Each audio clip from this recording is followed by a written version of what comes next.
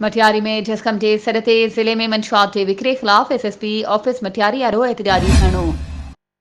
Police की लठबाज़ी केतिरा ई ॼणा गिरफ़्तार। ख़बर मूजिब जस्कम मटियारी जे अॻवान सुजील सालारियो, रशीद ॾेथो, ज़ुल्फ़कार ॾेथो, नूर मोहम्मद भेंडरू, मज़हर उनड़, शहज़ाद समो ऐं ॿियनि जी अॻवाणीअ में प्रेस क्लब मटियारी खां SSP ऑफिस मटियारी ताईं मंशियात जे वधंदड़ ज़ुल्म ख़िलाफ़ एहतजाजी रैली कढी वई।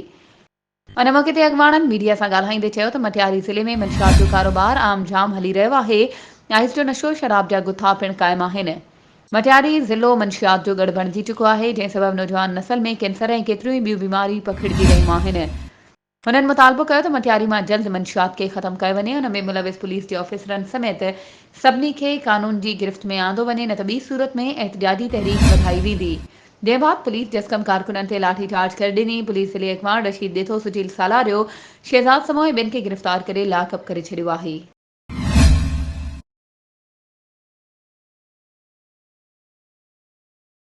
वधीक ख़बरुं ऐं अपडेट्स जे लाइ असांजे चैनल खे सब्सक्राइब कयो ऐं हा, बेल आइकन खे प्रेस करणु न विसारिजो त जीअं असांजी हर नई अचण वारी वीडियो तव्हां ताईं पहुची